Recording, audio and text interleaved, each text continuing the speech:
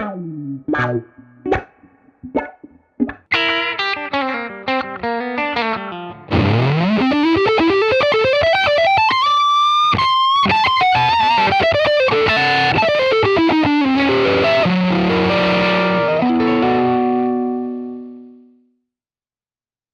everybody, this is Perry with Premier Guitar. We're coming up on 10 years of shooting the Rig Rundown with some of the world's most amazing players, so I thought it would be cool to go through our archives to find some real fun moments for you guys. In this particular installment, we're going to look at 5 of the most gargantuan pedal boards we've ever seen on the Rig Rundown. Enjoy. Okay. All right, this is the best part, especially with you, Nick, pedal guy. Clearly that's where your money goes. I'm going to start off asking you a specific question about a song rather than letting you go bonkers here. Sure. Warpless Run. Yeah. Crazy sounds. It's like Steve Stevens if he was doing like a Rebel Yell in 2018. Right. Walk me through that. So the way that I would do that live, we are playing that on this tour, and every night when it comes to that, I'm like a little stressed because I'm like, where am I going? You're giving a lot of people anxiety right now. Yeah. Just your setup. Okay, maybe something like when it starts, I would go.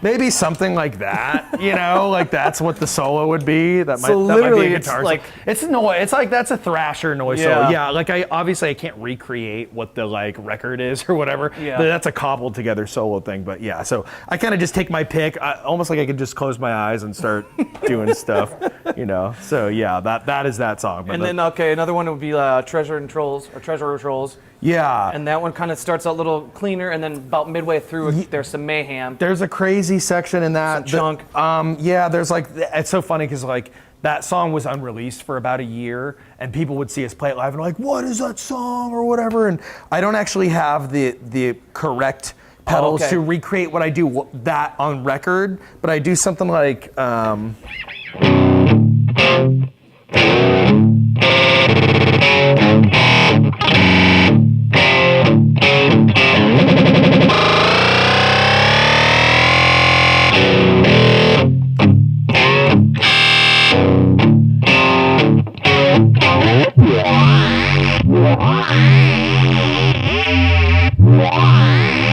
that's kind of the gist of that section you're talking about. So Another one, West Ham United. West Ham United goes, let's see, so there's a freaky middle section Yep. that's like,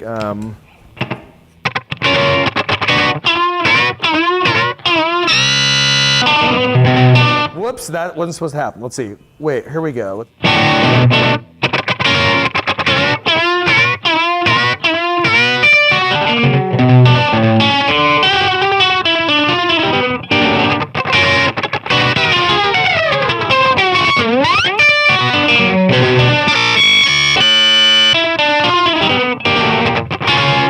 Something like that for that one, yeah. Dude, love it. Yeah, All so right. I have lots of goodies that I get to go through. That's one of my favorite things about doing this particularly this band live, because it's like, it's designed in a way that I could just do all that, you know? Dude, I love it. I embrace the weird, so Cool. So give it to me.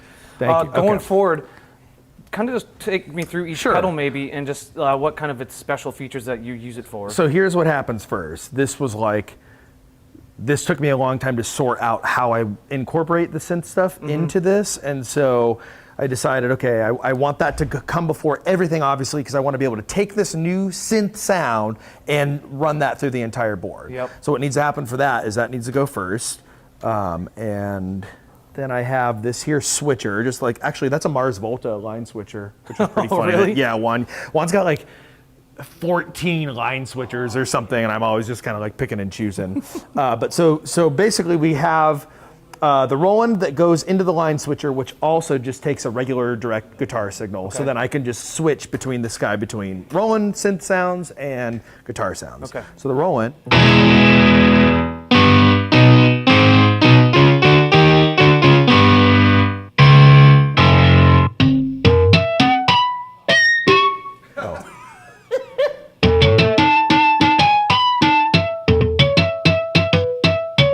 There's that. I was just gonna ask, why would you not use something like a Mel 9 or a Mel C? But just that alone answers the question. There's a lot more going on here. Here, let's just pick one. Let's go through and just randomly pick something. Let's see what C63 is.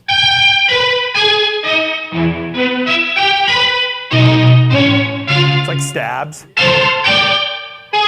Let's see, let's go to E23.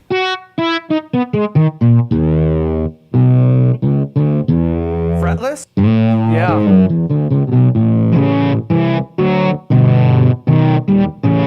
Tracks really, really well. Let me see if I could find it. That would just be something fun to just kind of, I mean, the thing is, like, inspiring. You can lose so much time on this thing, 'cause it's crazy. There's, let's see, let me find. Oh yeah, this one's funny.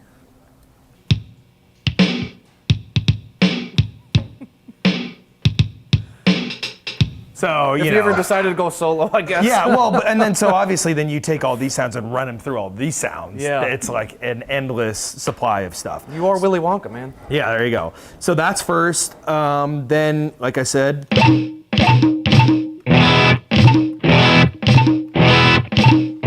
really simple. I mean, I stressed on like how to design this. I'm like, that's it. It's fine, you know? Yeah. I don't really know what the signal chain is here, but I'll just go through these. Yeah, you know, just go that's through. a tuner, right? Ding dong, whatever, TU2. So here's one interesting thing. I'm using the arrows, the Earthquaker Devices arrows, as my overdrive. Because with this amp, the whole point of it is you just like slam it a little harder and then you get the sound, Yep. right? So it's like, traditionally I've used like a, I don't know, Ibanez Tube Screamer or an Analog Man, King of Tone or something, and I would run 2 amp stereo. I'd run the Roland Jazz Chorus with this guy because the Jazz Chorus takes pedal so well, and I get that clear, just like slamming sound for bass synths and all sorts of things. But because I'm not using an overdrive, I'm only using a boost.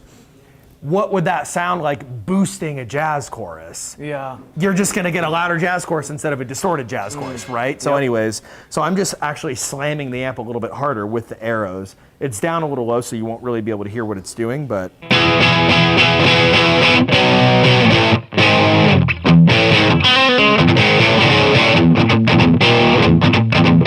But I've never run an amp like that, and I'm just like, oh, this is amazing. Yeah. It's the tone. Like, I finally have like a tone out of a guitar amp.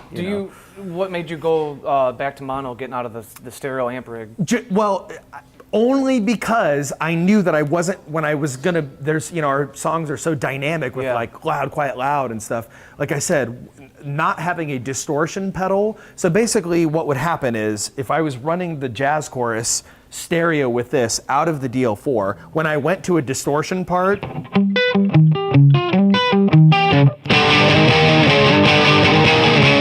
that amp would sound amazing, and then the Roland is just going to be louder, not break up, because it's, you know, solid state amp. So it's not going to actually have any tone other than just louder. Yeah. So I was like, oh, man, and I probably could have experimented with it more, but I just was like, I'm just going to go 1 amp for this round and see what happens, and it's cool. Cool. Let's see, on this row down here, you got this new kind of fresh Earthquaker Devices Aqueduct, which is kind of their vibrato-y pedal that does a lot of weird stuff. There's a random setting, which that's what I have it on, to do the kind of this sort of thing. Is that something maybe like Your Friends? Because I know that song kind of has that part where it's like, it almost catches your ear, like, is he playing out of tune? The warble vibe. I wonder if that was a core. I have all the notes written on those songs, how we did those songs. Yeah. And that might have been a really heavy chorus, which, I mean, that's kind of a vibrato, right? Like, this is set to random because I just like to turn it on when I'm doing like a regular sounding solo, and it just dives it. So if you're just like.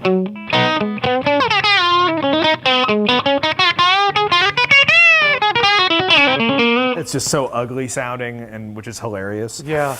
So yeah, that's that guy. After that is the Mantic Isaiah, which is just a delay.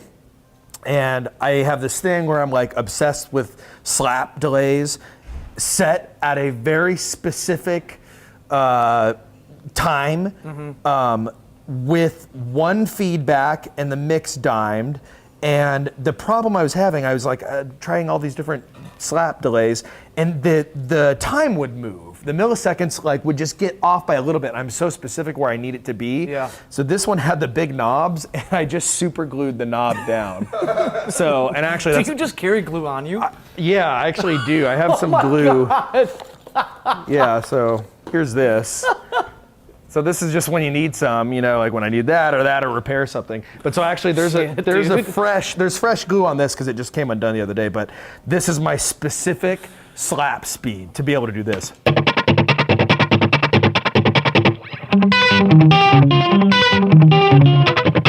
And so this is just cool because the knobs are nice and big and I can very meticulously get in there and just put super glue. And the thing is about using super glue is like, it comes off easily. Yeah. You just got to get a little thing in there, like a screwdriver, and pop it off. Yeah. So it's not like it's ruining No. it, you know.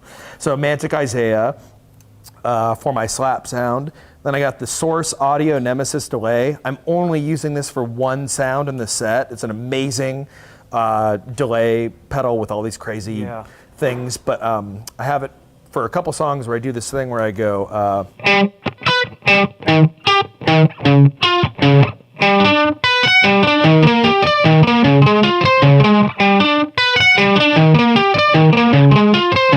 So it's like, you know, whatever, you know, repeating as a fifth higher or something like that. So that's that pedal. The Enzo, Maris Enzo, everyone freaked over that, including myself.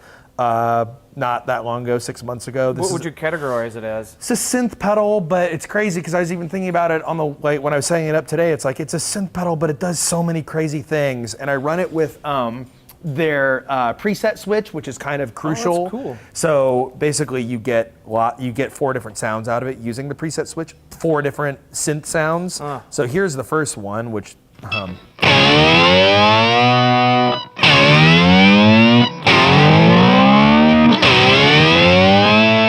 So the Digitech Ricochet, that's exactly my sound of out of the Digitech Ricochet, and I busted 2 ricochets over the last year, so I'm like, I can't get another one, and anyways, I just happened to be able to get that sound out of the cool. Enzo. So there's that sound out of it.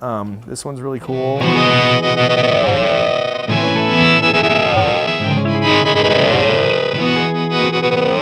How would you classify that? Man, Synthy? awesome. Yeah, Synthy. It's kind of like, Put it remember, in there. there's the Digitech Space Station. It's kind of that stuff. Yeah. This is sort of the Boss SYB3 sound.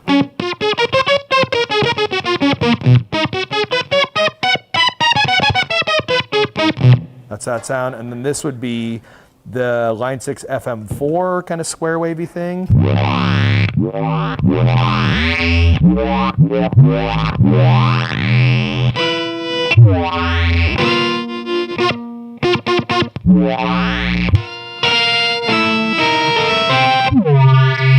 So that's the Enzo. That thing's insane. Wow, yeah. It's like probably the best synth pedal on the market right now. I get the for hysteria. Me. Yeah. Boss CE2. Nice. The classic chorus pedal that every chorus nerd has to have. Ranger Effects Bleep. I was using a Ranger fuzz called the Dwarf Bitch. And that thing went down on me like the practice before we left for tour. So I hit up David, who's this really rad Englishman, and I said, hey man, I'm leaving for tour. Is there any way like we could somehow swap this out or something? He's like, check out my new bleep pedal, and it's a fuzz. It's like a super, super gated fuzz, and when you dial this bleep button, you kind of bring the bleep in, it turns into this sort of thing.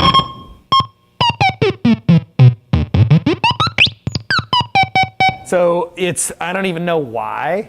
Why? Yeah. Because it's cool, I guess. Yeah. But, so anyway, so yeah, you can kind of tune the overtone of the bleep. So basically, it just reacts to kind of like how, I guess, what the sensitivity is set at.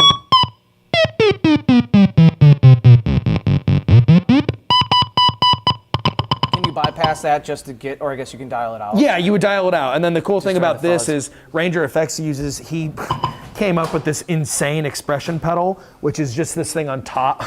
Here's another wacky thing. I have an expression pedal Velcroed to another expression pedal. Yeah, so this one is a pressure sensitive guy. So basically it kind of opens up a filter.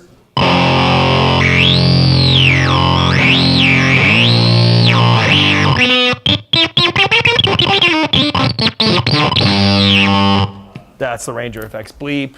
Amazing. First time using it on this tour, rules. Cool, man. Yeah. So board 1 complete. Let's move Board on to one board 2. complete. Board 2, Earthquaker Devices Tone Job. I use that to just kind of like beef up the Jazzmaster Okay. when I switch guitars for a little third of the set. So, you know, that sounds like Electro Harmonics. What is this, the Pog Mini? Yeah. There's a micro and a mini. I don't know. I think put that's I put a sticker over it a really, really long time ago, so I don't remember which one it is, but yeah. You know that sound. Red Panda Tensor, also flipped for this one, I guess maybe about a year ago. It does a million things. You just got to go watch the video. One, I did a video, like, I don't know, like 45-minute long video on what the hell that thing does, and it does quite a bit. But I have it set for kind of just this like looping delay thing. So, but I do it, I capture the loop really fast. So I go. So this expression pedal is doing the pitch. Okay. Pitch, and it does speed a little bit too. So if you go.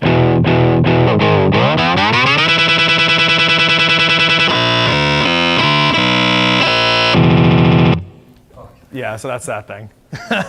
So that thing rules. Are you ever not smiling when you're playing guitar with this I stuff? mean, that's the thing. It just sounds fun. This band is a fun band Yeah. playing, absolutely. Then to the left of that, we have a Boss Super Shifter. I don't know what I have the interval set at, but. Right. Then I just have, I think this is I have a sticker over it. DD3. Okay. Just like for like a classic delay sound, you know, like this sort of thing. Delay, you know, classic delay sounds. Yeah, that was like on Dark Side of the Moon, I think. Yeah, exactly. So I kind of set that thing up to be like a really, really short delay, and I tune it. Actually, it's tuned to E. It's a little flat, maybe. Let's see. There we go. Yeah, so I tune it to E so I can. Instead of, like, sometimes when I want to hit an E chord, I could just turn on the delay instead. Some would say that's cheating. Absolutely. Okay. There's Just wanna put there's that a out lot there. of cheating that happens in this set. Here, I'll pop up to here real quick. This is an Ibanez modulation delay 3. I have a whole bunch of those things because they're increasingly rare and just hilarious.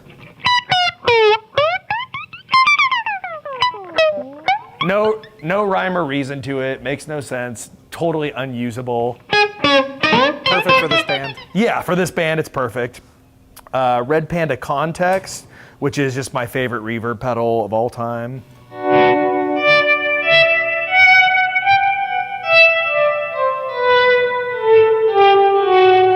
I always have that. Can't leave home without it. Another pedal I can't leave home without is the Rainbow Machine by Earthquaker Devices. Yeah. I switched the knob out on this guy as well to just be kind of like one of, I guess, whatever these kind of knobs are called, just because that tunes it. That kind of tunes the pitch, and I'm very specific about it being. This is an older one. The newer reissue or the newer models they have of this, it's notched out when it's dead center. Okay. But I don't have one of those, so I'm very specific about where I tune it.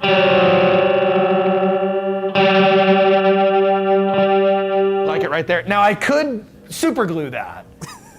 Obviously, there's going to be a lot of people at home being like, "Why doesn't he just super glue that?" I like the interactivity of the knob. I like it to sometimes go a little bit out. Okay. But so anyway, so combining that with like a synth sound is just gnarly. That's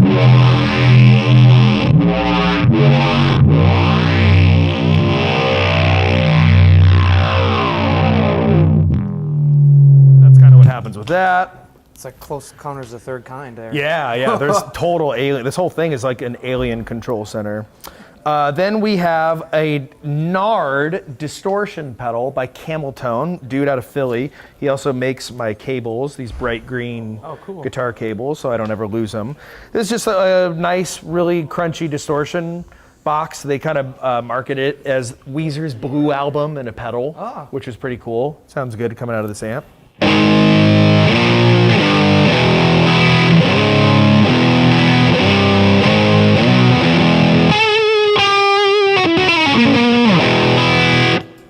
Nice, just kind of like loud distortion. But like we were saying, I don't use that as my main overdrive, right? Yeah. I'm on the arrows for the main overdrive. So that kicks in for like a lead or something every once in a while. Then a DL4. You guys know what the DL4 does. Yeah. That sort of thing.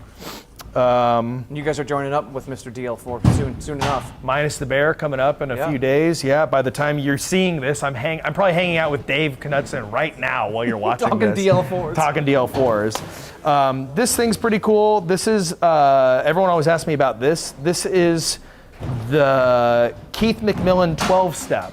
This controls my sampler, which is in the box, this guy right here. So I could be playing and just be stomping. And you know, back in the day it was like play, turn on kind of thing, and now I get to just do it this way. So that was like a really big deal because it's kind of hard to get a MIDI controller to communicate with an SP404. Yeah. So you know, it kind of like has worked itself out. And I imagine the Helicon is for voice? Yep, TC Helicon, what is that, the voice play for vocal stuff? Okay. Yeah, I'm not really a singer, so if you put enough chorus on the vocals, you sound pretty good. So that's like my little trick. So, but yeah, I think that might be just about everything. If this little guy, I have this guy. He sits right there. Someone asked me last night if it was a theremin, because I do this thing where I'm playing and I'm like touching him like this. And they thought it was like a theremin. So I was like, that's pretty cool. So he just like my little good luck charm, scared little guy. Tone guard. Yeah, exactly. Can you give us some of we heard it before, the Mortal Kombat? Yeah, so let's see. Let me get this guy plugged in here. So usually, obviously, this whole thing goes through the PA, but I'll just show it to you through the amp. So let's see. Get a little volume here.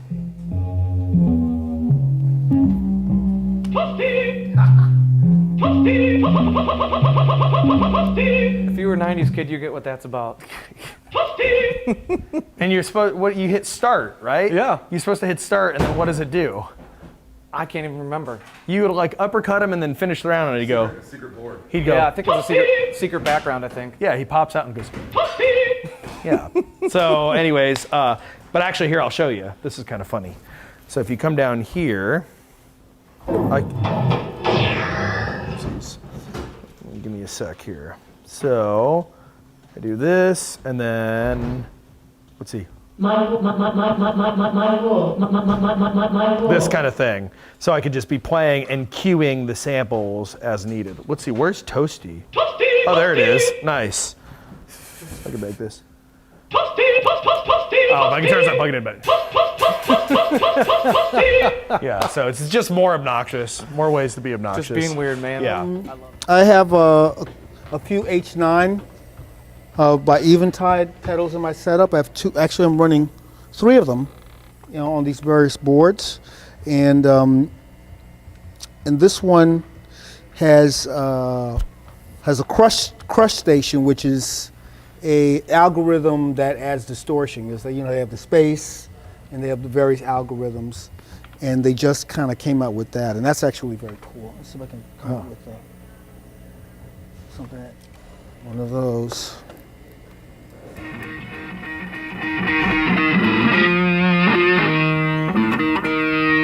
Now that distortion is that's coming from the H9. That's pretty good. Yeah.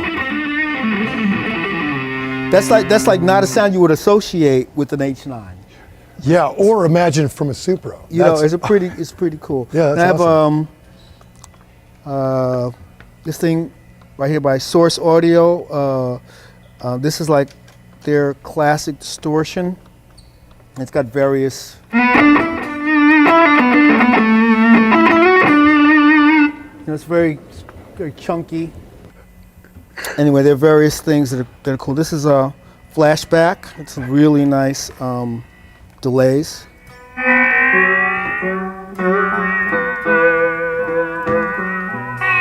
It's like a kind of comb filtering.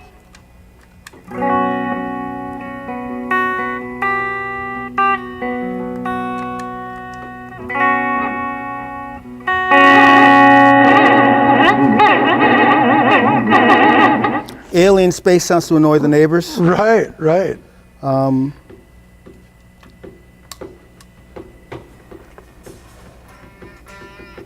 And this is a pedal by Catlin Bread, and And it's kind of funny because it does this glitchy stuff. You can control what it does by moving the volume knob. Oh, cool. And this is very special because Nicholas, the president of the company, recently passed away, and it's kind of like. Oh, I remember hearing about that. you Yeah, know, a young guy. Young guy, man, and great company. And it's really, really sad. But the company's going to keep doing great products. Yeah. And they're going to keep the legacy alive. So. Yeah, well, that's great. That's Great really you're cool. still got him out there a little Yeah. bit. Yeah. And Philosopher's Stone, that's Philosopher's Stone, Pigtronics. very cool. This Pigtronics is a very cool compressor thing.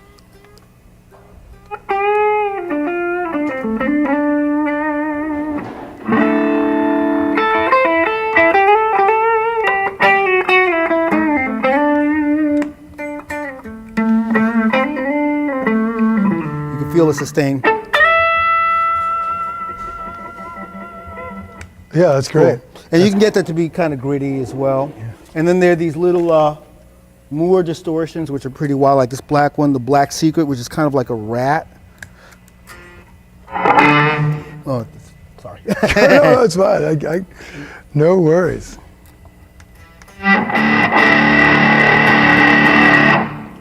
Want to get really ratty with it. Sure. This is like a distortion. That's more like a distortion plus thing. Yeah. So So that's basically that's more a- traditional pedals. right, and that goes to the combo. Okay. So that's just for the combo. Okay, cool. That's just for the combo. Now, over here, these are the effects associated with the VG99, Okay. and this also there's an H9 on here, but there's also a pitch factor, which I still love that pedal. They're both made by Eventide, and there's an M9 stomp box modeler Oh yeah. Of course. that's been modified by Jack Vaughn. He's a kind of pedal tweaker out of Atlanta, and his company is JHV3, and he does like kind of aftermarket things. He improves the headroom, he cleans it up, the pedal up. He makes, he has this very cool switches that he puts in. Oh, very puts cool. little roll bars, Yeah, that's very so, cool. Yeah. Yeah, that's what a great box that is, right? Yeah, it's really it's still.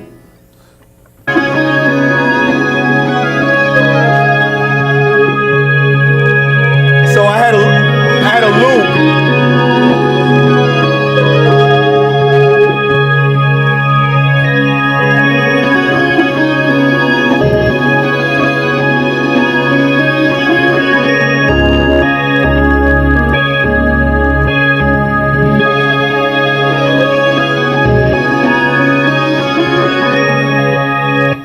I forgot I did that. That Instant is- soundtrack. Right. What a great. Is that all guitar on that loop? Yeah, that's all. Yeah, that's all Wow. that, and that's in the looper mode of this pedal. But of course, it's also known for like all the different cool things.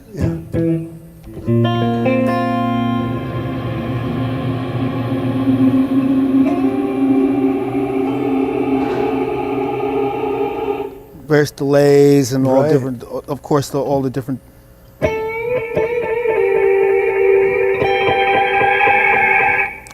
Oh, that's great. All that kind of cool stuff, and then I also can use the looping function as you heard. Yeah.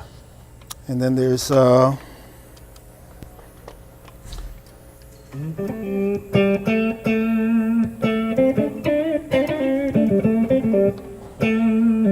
okay, now why aren't you doing what you're supposed to be doing? Oh. Oh, Yeah, like that. that's great. Uh-huh. Right. So, okay, so that's that, and then over here in this madness. This is all the actual synthesizer type of things. So Okay. this is like Wow.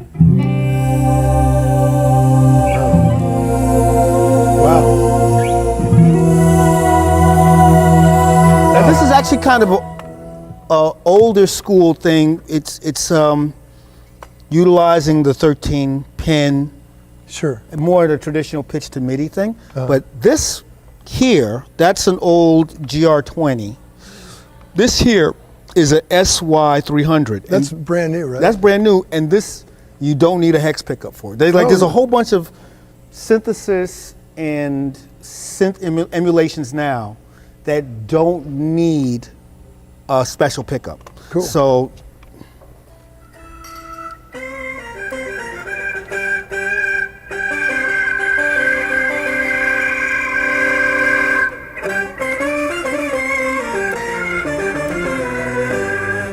wow, that's great. and that's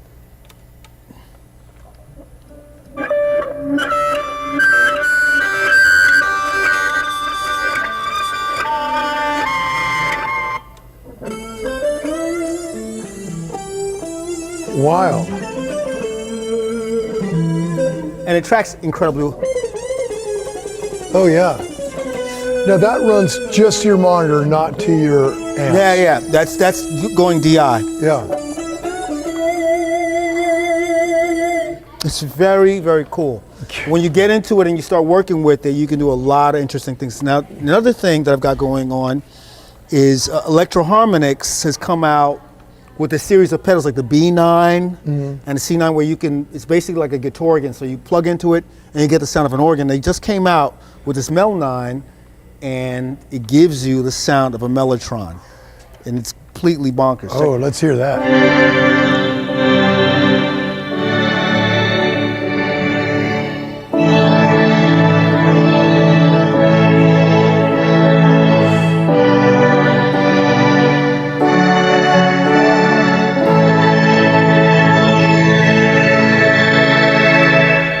How crazy. and that's just plugging straight in, and I don't know how they do it. Wow. It's polyphonic. Wow.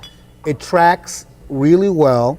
And I have this actually going into a Charles Bliss warped vinyl pedal. So it's Oh, that's great. so if I want to go extra freaky, it's like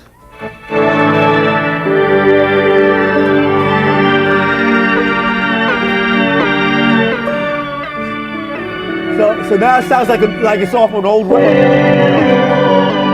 It's like it's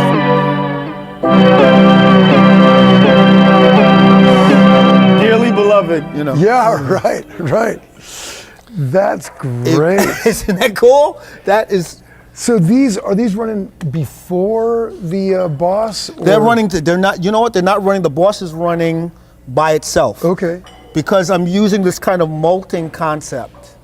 Where I'm able to take the guitar output and send it and molt it out to various sources. So it's by itself. Oh, wow. Right? This box right here Yeah. is being fed by another one of these boxes, right? Okay. There's a box down there that's feeding this box, and it does it without adding artifacts or degradation. Wow, it's that's really great. transparent. And start, so from your guitar, where's the first thing it hits in here? It's going into a direct box, which you can't see because it's sitting under this tremolo pedal. But the direct box and then the tuner, and from there it's going through this series of pedals, the distortions, through the delay, then the tremolo, and the wah is actually after all of that stuff because I also use a wah within the fractal. And so I like being able to have a wah-wah placed after a distortion and also one in front so I can create the different textures that happen, especially if you are doing other things with some type of phase or flange or something with distortion. If you have a wah in a different spot, it reacts totally differently. So I have all of that as an option in my effects routing. So what kind of wah do you have? What kind of It's wah a is that? jam pedal, and it's got a variable Q switch on the side. But it just sounds good. I was using the Dunlop one that was the switchless one, which I really like as well. But this one has a certain character that is matching some of the things that are from some of the era that we're playing. And how much experimentation did you do in preparation? Do you do in preparation for each tour, depending on the set list, as far as experimenting with sounds? I've rebuilt the rig for almost every tour, just based on whatever material that we're playing. This is a scaled down version of the rig, which makes it easier for setup and travel and stuff like that. But you know, the fractal axe effects is the main thing that is creating all of the sound, and the MFC is the fractal foot controller. As that device continues to have firmware upgrades, there's a lot of different options that are available in the box to do almost anything, you know, and that's why I like the box so much. I do have some extra pedals that I use, and they're mainly for stuff that I want to be able to access on the fly, that I don't have any room left over on the pedal board, or to use in conjunction with what's in the fractal, because I tend to write presets in the fractal that get right to the very limit of the processing power. So sometimes you may want some extra thing, but you can't fit it in there because it'll just crash the system. So it's easier just to bring an extra pedal and put it on your board. Yeah. So you mentioned the jam wall. Let's start with this other Russian motif pedal up here on the right. Tell us a little bit about this pedal. That's another jam pedal. It's called Red Muck, and it's just a really nice sounding distortion that's kind of, I guess it's supposed to be a bit like a Big Muff, you know, but it's its own thing. Can we hear a little bit of it? Sure. Let's just get a little bit of the sound. The sound that I have at the moment, let's see, it may have let's get the lowest gain sound. So that's just a real basic kind of sound to start with, but you can hear what it sounds like when you add it.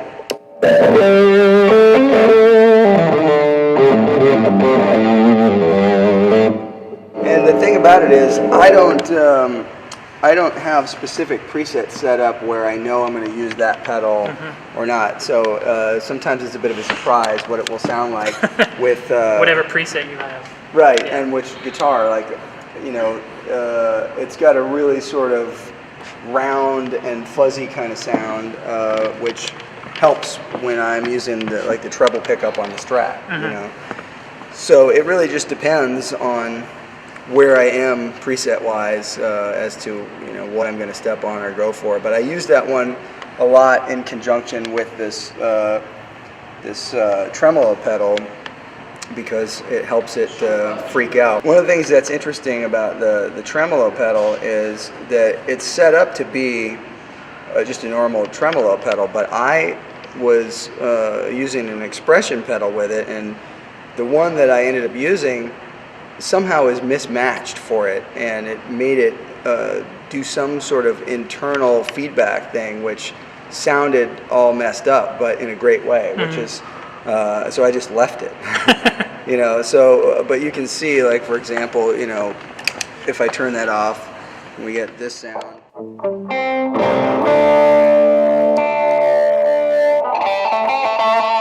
See, it's got like a wah kind of filter in it, but then when you add the tremolo,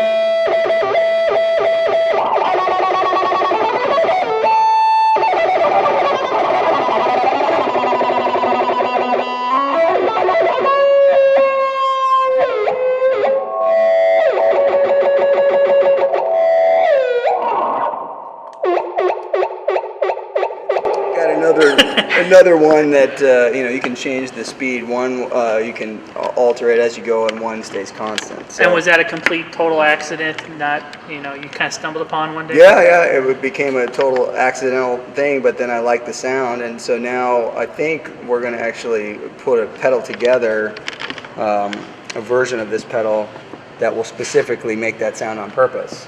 So that might be something that will come out for next year. Excellent. So next to that, you have the Electroman. Tell us a little bit about that. Yeah, the Solid Gold Effects Electroman is a really cool delay pedal. I use it right now mostly for really short delays that I can then hit this other switch on there that will make it feed back. It's sort of just another textural thing. So again, you get like this kind of sound. And then if you want that to continue, but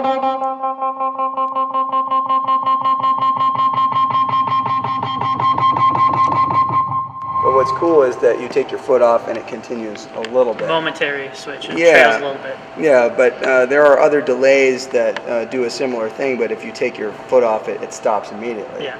This one's cool because it sort of trails off on its own. And so I'll use that for different textures here or there, just a random, feedback moment. So that one's pretty cool. And then the Formula 76 is just a really nasty sounding 60s fuzz with a bit of an octave.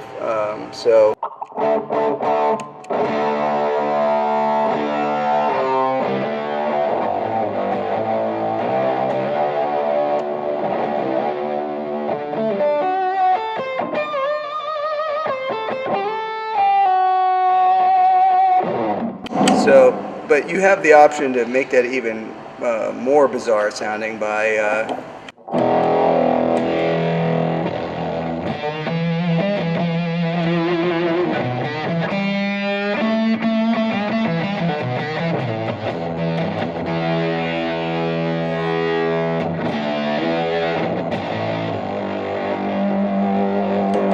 I use that on Who Are the Brain Police because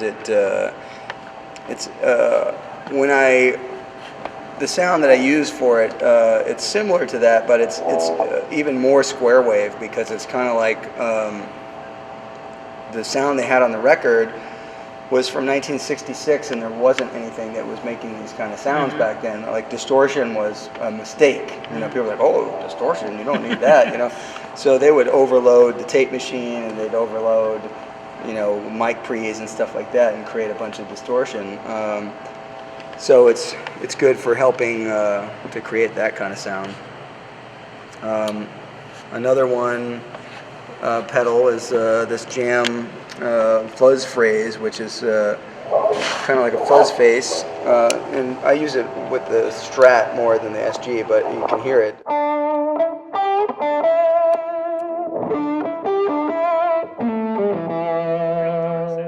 But the thing is, it cleans up. So if you really want to hear what that sounds like, we should try the Strat because it really gives you a better idea. But it's really nice how it cleans up.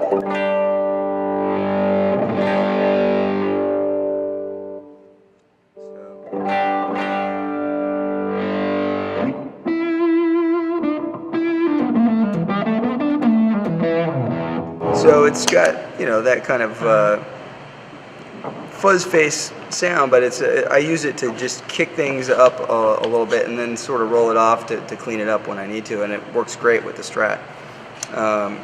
And then this Ecstasy Bogner pedal is really something that I use to be the next gain stage level for a solo, or if I'm playing and I can't hear what I'm doing very well and I need a boost, I can use this for that as well. So, again, this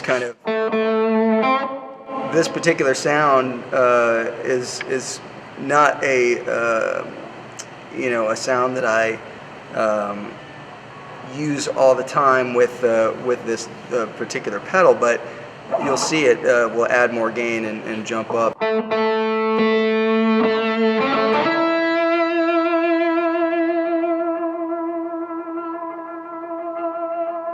we're at a low volume, so you can see that it gets a nice Feedback. yeah, it wants to just give you a little extra something, but if you need even more.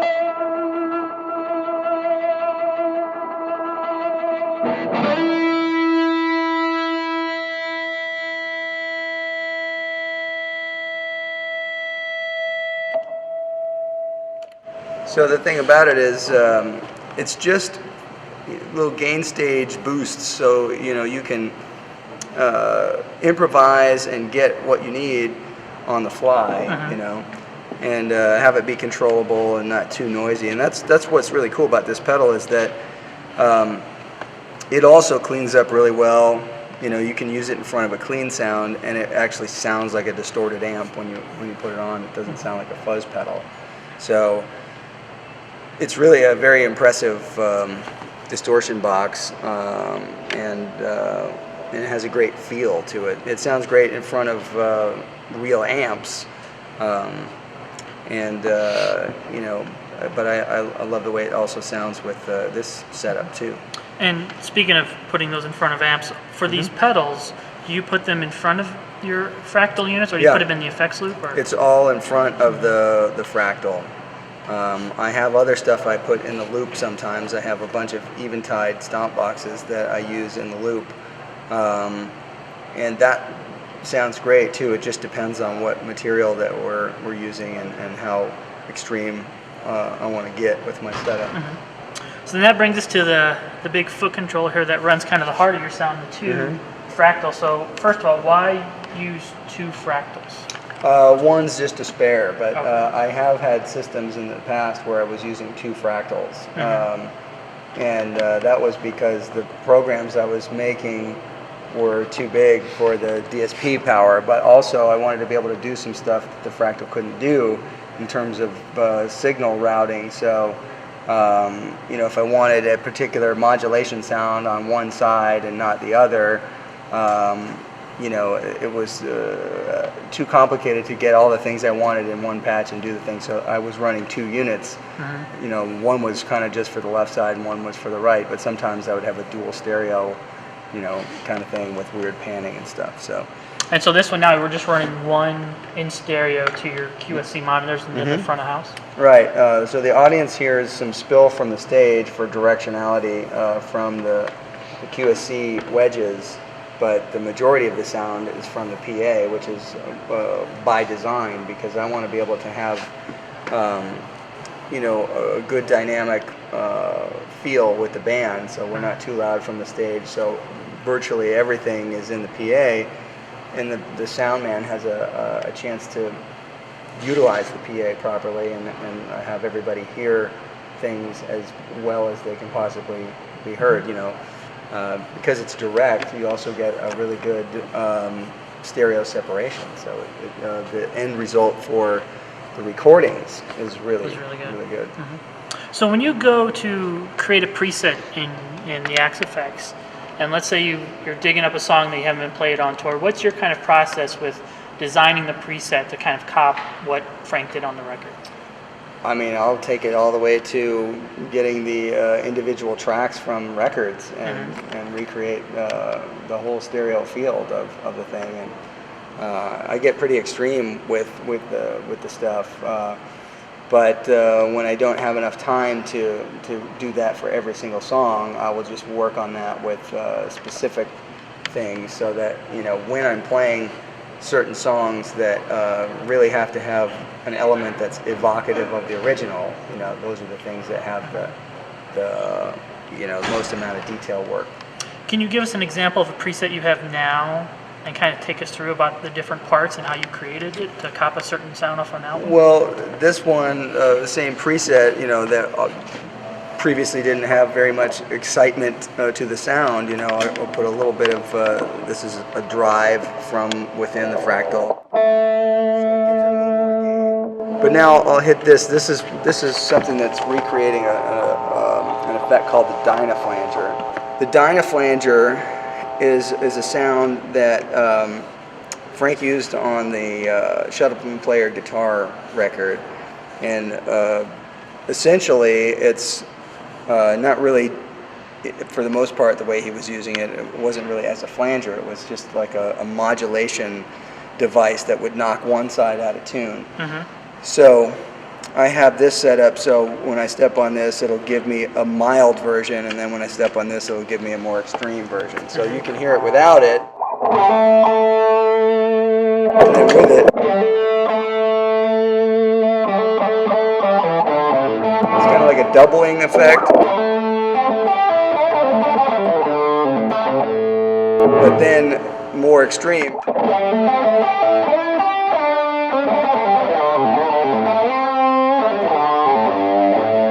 Now the thing about it is when you use a wah with it, that's when it really gets extreme, because it does this kind of thing where certain things get accented and it feels like the stereo field is moving. So it's a cool thing.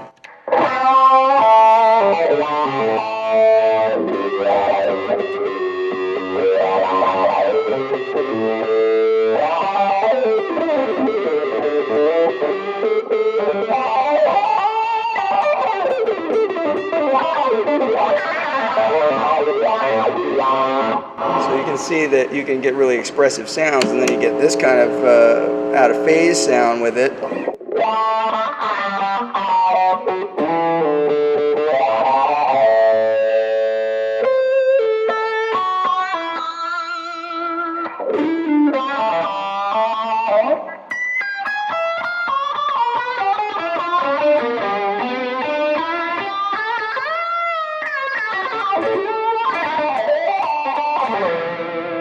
So you can really get cool expression out of the wah and that effect, and it has a really cool stereo image.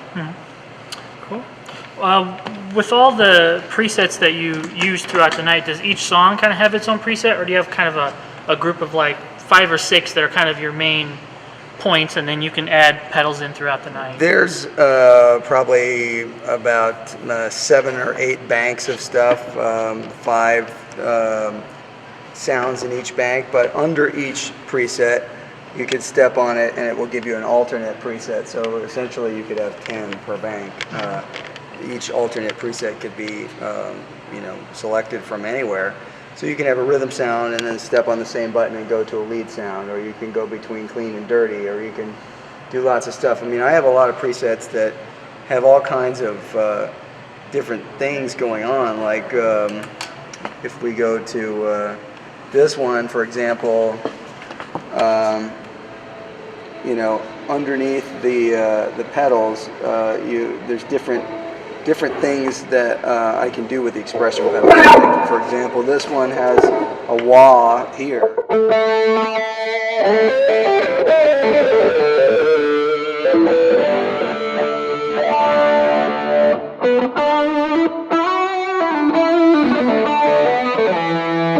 And it's got a little flange and stuff on it.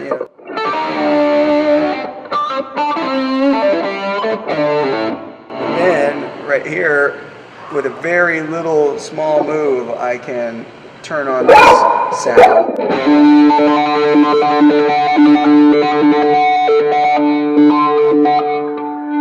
Change the speed of this sample and hold thing, and then when I put it all the way to the toe, turn it off.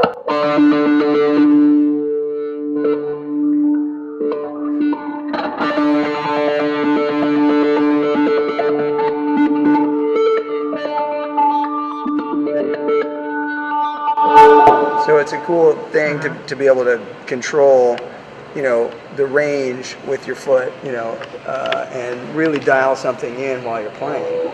So that's always good, and it's also good to step on other things to make more noise,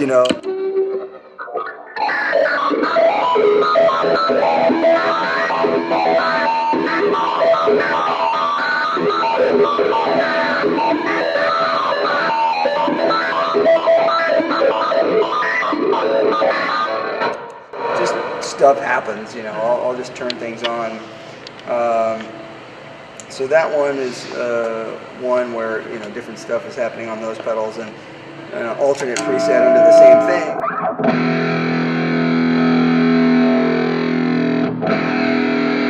It's an octave that comes in, so.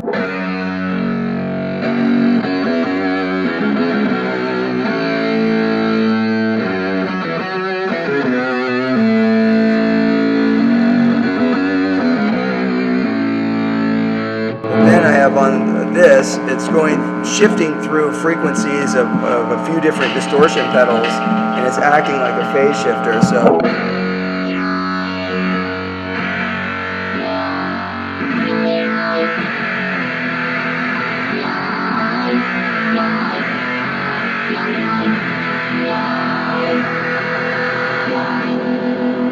So that's a cool thing, to be able to control a phase like a wah, you know.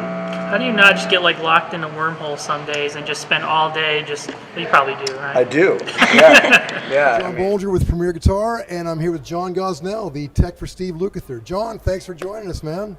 Anytime. Thanks for having us. Absolutely. Hey, so this pedal board has come a long way since the Starlix video pedal board. Tell me the signal flow and what we got going on here. Okay. Well, it's basically turned into obviously two separate pedal boards, which is much easier for travel. Sure.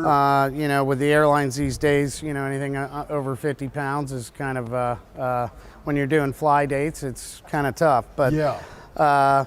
Basically, it's pretty simplistic. It's divided into basically your front end of the amp effects, which is his main pedal board. Sure. So all your signal heading into the amplifier is coming off of that, and then your return or your time-based effects are here on the satellite board. Oh. So basically, from the guitar, the first thing that we're coming into is actually on the satellite board, which is the SP compressor. So that's where the input chain actually starts on this. And you're using a 1/4 inch? Well, we're on wireless. Okay. We're trying out a bunch of different wireless units these days, and it's working out well. So we're feeding the wireless to the compressor. Okay. And then from there, it jumps into the main board at the Univibe. Oh, okay. Which he's been loving. We've had it on for a while now, and it sounds great. Yeah, great pedal. And a small footprint, so it works well. Right. Size, definitely is a consideration, but he loves it, and it's that's actually being used on a couple of tunes, and then from there we hit the Jam Pedals Waterfall Chorus. This guy right there? Yep, and he uses that quite a bit. It's a very unique sounding chorus, and it's used periodically throughout the show. And then of course the Tone Concepts Distillery Luke pedal, which is like an EQ boost. He loves it, and of course that's always being tweaked, and he loves the pedal. Great company. And from there, we're actually hitting the Tone Saver buffer.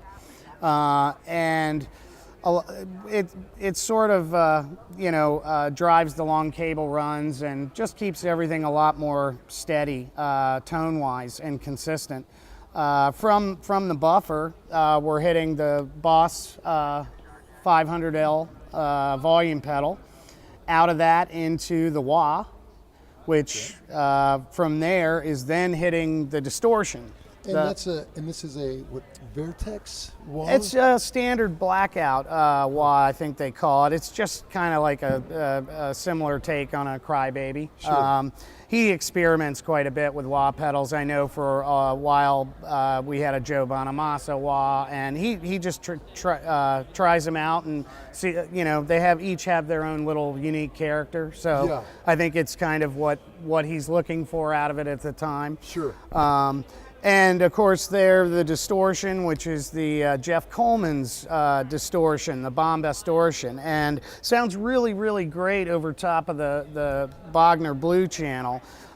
Gives it a little bit more thicker of a tone, a little bit more sustained, and that's been on there ever since he's gotten it. And then lastly, the Strymon Lex, which is used quite a bit as well. Great rotary effect, slower, fast speeds, and that feeds the input of the Bogner. And of course, the tuner is being fed off of the second output of the buffer. So that's out of the signal path. Yeah. Cool. So when he kills the volume, it mutes, and he can tune silently, and if he needs to. From there, the main Bogner effect send is returned to the smart gate, which occasionally, if it's depending on the setting, he'll engage that to quiet it down. But we don't need to use it most of the time. From there, an Echo Sex 2. This is a newer pedal. It's like an old Benson Echo Rec kind of thing.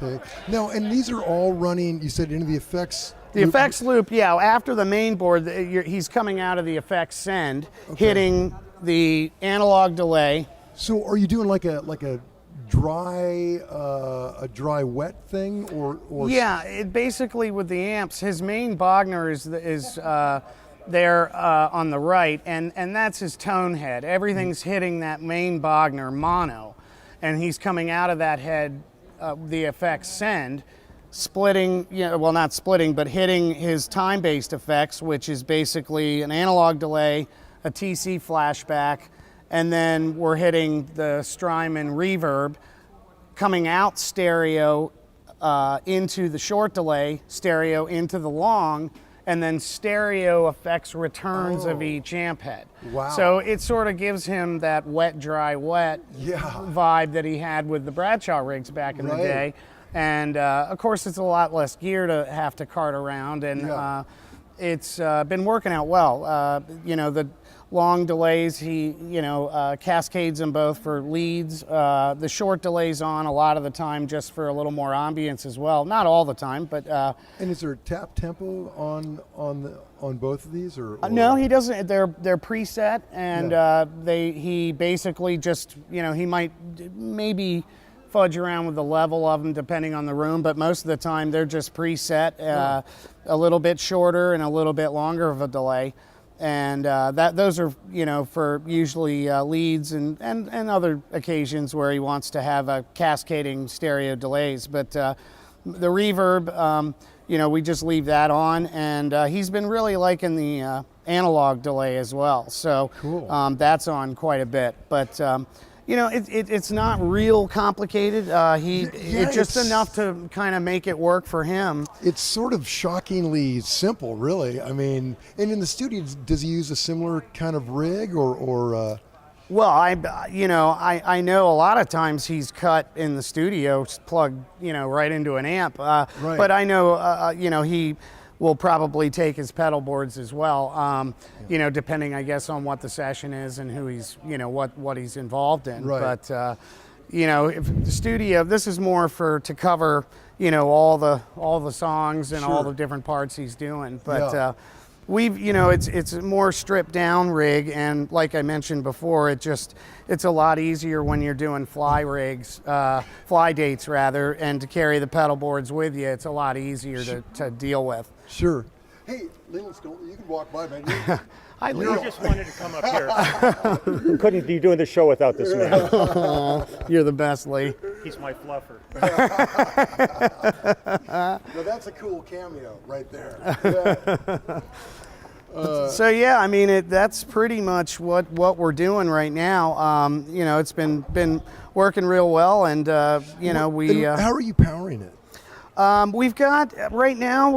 I think we got the Decibel 11 hot stones under there. It gives us a couple of the 9-volt 400 milliamp outs for the Strymon pedals. Oh, cool. So great. They power everything we got on there, and it's they're solid as a rock, and they work well. So we haven't had a need to change them yet, but we're always sort of evolving and things are changing, so you never know. But that's gear. Yeah. Okay, now we're at the motherboard, the mother of all boards. take us through this thing. It's really clean, man. I mean, there's a ton of stuff there, but it's really clean. This pedal board was designed for me by the guy who makes the switching system, Gig Rig, Daniel, who also has that YouTube show, the Pedal Show, is that what it's called or something? Anyway, so Daniel is like my guru because he knows I know nothing about guitars, and I just say to him, Daniel, design me this. So he knows what kind of thing I'm looking for. Yeah. He designed me the system. So basically the way it works is that I have one bank on the G2, the Gig Rig switching system, is just what I call generic sounds. Sure. So I have a generic clean sound, I have a generic tremolo sound, a generic heavy sound, etc., etc. Pretty much each one of those is just engaging one of these pedals. Mm. So each of these switches here is one loop on the Gig Rig. So this particular sound here, which I just call the clean sound, the only pedal engaged in that loop is the Source Audio EQ pedal. Oh, okay. Okay, so generally with clean sounds, I like them to be a little bit brighter than the Bad Cat naturally will make them. So I usually have a setting just to brighten up the clean sound. But this is essentially the sound going straight through into the amp, just the tiny little bit of EQ, just to brighten up a bit. So it's a nice sound. Yeah. So then, going through the patches then, so then I'll have one which has just got a vibrato pedal added and a little bit of delay added to it. Okay. The vibrato pedal is this one here, the diamond vibrato pedal. Okay. I love this pedal, absolutely love it. It just gives a little bit more colour to a clean sound without necessarily sounding like you've added anything to it, if that makes sense.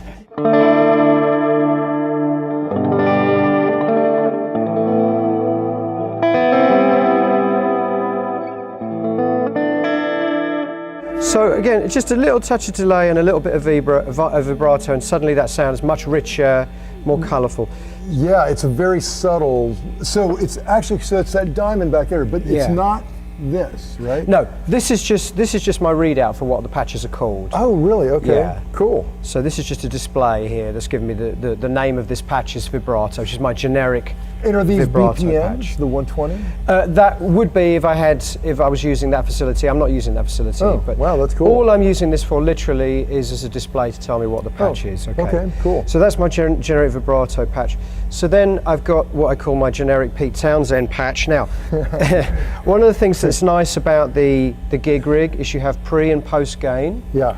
So you can drive the signal at either end of the signal chain. So on this sound, it's essentially still a clean sound, but I've just given it a little bit more drive to the amp using the post gain to get the Bad Cat to just break up a little bit earlier. I've got a touch of compression from the Cali 76. Right, the mini one. Yeah, cool. Yeah, I'm a big fan of using 1176s in the studio, so it made sense for me to have this as a pedal. And I've just got a little touch of room reverb on it as well. Yeah.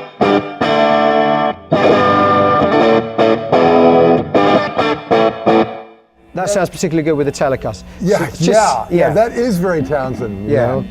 So, so that's another sort of generic sound that I call Townsend. Generic tremolo sound.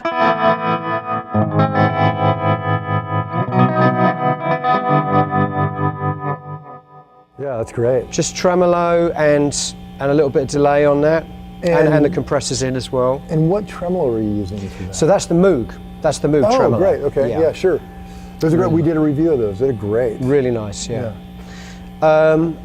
Then my generic Leslie patch. So I'm using the Option 5 Leslie pedal. I love Leslie effects, and I've experimented with a lot of different Leslie sort of simulators. There are some great ones. I think I keep coming back to this one as my favorite, the Option 5. So that's on slow Leslie.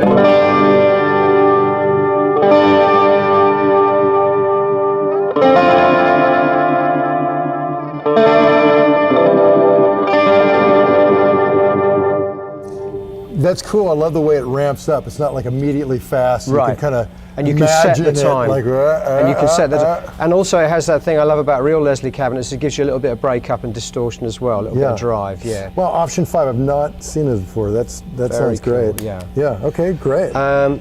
So the next to my generic sounds would be what I call ambient leads. Okay. So this is just now the Bad Cat. We should just mention the Bad Cat has two channels, clean and dirty, So I'm also using the gig rig, I'm switching between the two depending on what the patch is. Yeah. Okay, so this one, the ones we've heard so far have been going through the clean channel. For the first time we're going to hear one going through the dirty channel. And I've just added some delay to it so I can get a kind of a...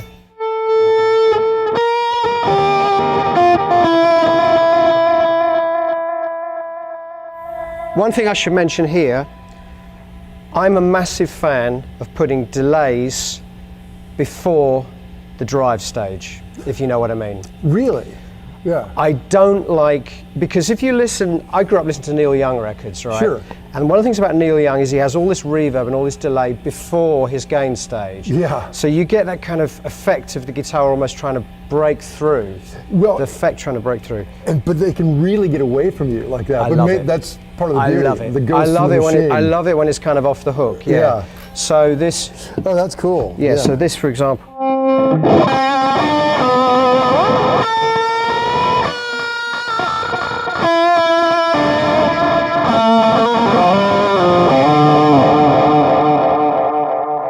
That's rock and roll to me. Right, that's huge. That's rock and roll, yeah.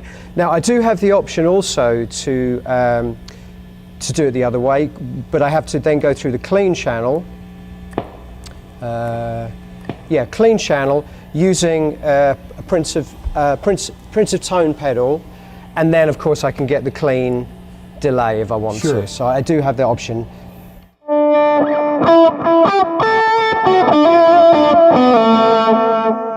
Way more tame and control. So more traditional use of delay on a lead guitar sound. But personally, I hardly ever use that sound. I just love that sort of off the hook, out of controlness of having the delay driving the distortion as well. Yeah, that's great. So that's another of my generic sounds, what I call lead pedal as opposed to lead amp. So lead amp, this is just literally using the bad cat gain in this.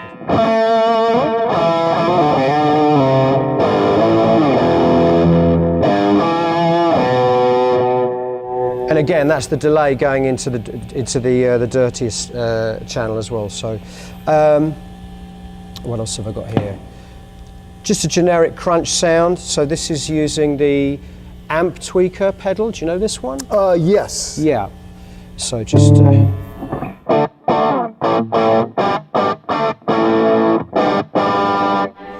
And then this is actually going through the bad cat. So again, I have a choice of gain using the clean channel on a pedal, or gain directly into the dirty channel of the amp. Yeah, it's great to have all those different options at your feet. Yeah, that's too cool. Very, very different in character, obviously. One you've got more control over in terms of amplitude and sound and all that stuff. But there's something about going through the dirty channel that to me is always more rock and roll, always more organic, more real. I don't find I use the pedal processing so much in those contexts. Right, and then the sound you already heard, just my basic metal sound, which is literally just guitar, nothing at all from the pedals into the amp.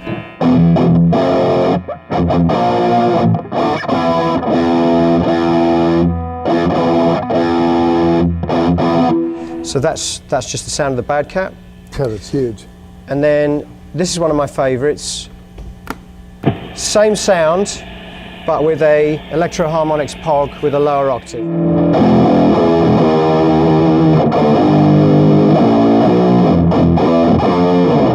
I use that a lot too, yeah. God. I use that a lot too. That's huge. It's like you think the stage is going to collapse when you hear that. Melted. And you're running two Pogs. I am. I've got one for a lower octave and one for a higher octave. Oh, okay. So it's controlled independently through that. Yes. So they're two completely different pedals. So they're two different loops on here. Yeah. So I can add a lower octave or a higher octave or both if I want to. Yeah. That's great. So do you program any per song or keep them at generic? Okay, well that's what I was going to come on to. So this is my generic bank here. Yeah. Which I would say I use for about half of the songs in the show. The other half of the songs, where there are more complex songs which require a lot of different patches with very, very specific delays or reverbs, for example, which we're going to come on to in a minute, then I will actually create a whole bank for a specific song, or half a bank. That makes sense. Yeah, but this is the generic bank. I would say this is kind of a one size fits all for about half the show, half the songs in the show. So my last couple of generic patches are, again, a metal but with some delay added. Where are we?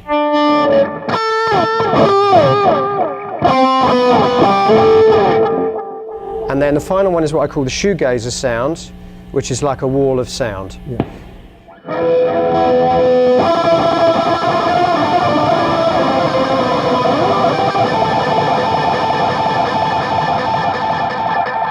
Again, all that delay's going into the driven channel. You know, I love it. It's a mess. I absolutely love it. Yeah, that is big. Yeah. So that's my generic. Just one thing to mention is the reverb and the delay I'm using. They're both Strymon. Strymon Big Sky for the reverb, Strymon Timeline for the delays, and that's midied up to the gig rig here. So every setting, delay and reverb wise, is unique to every patch I go to. Whereas, of course, that's not true of any of the other pedals. Actually, no, that's not true. The EQ is also MIDI. The EQ can be unique to each patch, and these two can be unique to each patch. All the rest of the pedals stay in their specific state throughout the whole show. Yeah, the more like analog. Yeah, yeah. The only one I haven't shown you is the phaser, which I'm using the Electro Harmonics Small Stone phaser, which is.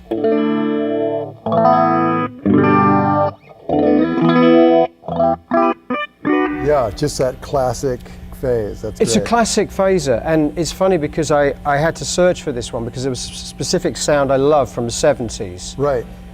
And it's one of those pedals where it's not only about getting the right model, it's about getting the right year of the right model. Right. And I played Daniel I forget what it was I played him, a particular song where I was hearing this phaser effect, and he said, you need this particular pedal, but you need the ones they made in 1974, which is Really? it seems crazy to me. Well, I guess it makes sense though, because back then you could some components were only available during certain times. Yeah, well, that's what he said. He says they changed the components after that. Yeah. The particular sound you want is the 1974 pedal. So he managed to track one down for me. It's a glorious. Oh, that's great. Glorious. Yeah. Phaser effect. How cool, man. So then other songs in the show will have their own specific bank. So I can go through the banks in the gig rig using this little extra switch here. So I go to bank 2, and then I get the bank relating to a song called Home Invasion, and then all my patches are across the top for Home Invasion. Wow. Yeah. It was really convenient that the guy that built Gig Rig built your board. That was really. Oh yeah, absolutely. He really knew that rig. He's my guru. He's amazing. Yeah. I mean, he basically. I say to him, Daniel, what's the best tremolo pedal? And he'll say, well, because he knows my music too. So he'll say, well, for your kind of music and for your needs, this is the one. The best vibrato pedal. This is the one. Huh. Because I like writing music. I don't like spending forever researching every pedal under the sun, you know? Oh, you can get bogged down in that, yeah. And that's great, and you can switch between your amps there as well. It's all really so I'm convenient. switching between the Bad Cat and the little H&K for the encore song I do. Huh. And just running a 1/4 inch into this Boss volume pedal. Okay. Wah-wah pedal. Those run before everything else. Yeah, I think so. The wah-wah pedal is before. First in the chain. Yeah. Okay. Yeah. Yeah. There you go. God, that's great. Do you know what powers all this? What power he's using for? It's the generator. All these little gig rig distribution boxes. Yeah. All the cables are made by Klotz. I know that. Oh, great! I love Klotz cables. Yeah. And yeah. Oh. That's great. What a fun little science experiment this thing is, right? Yeah. It's basically a guitar setup for someone who's not interested in messing about. Right. It's very clean. It gives me exactly what I want. It gives me all the options I need. It's fantastic. Yeah, a lot of colors on the palette. Yeah, That's exactly. That's great.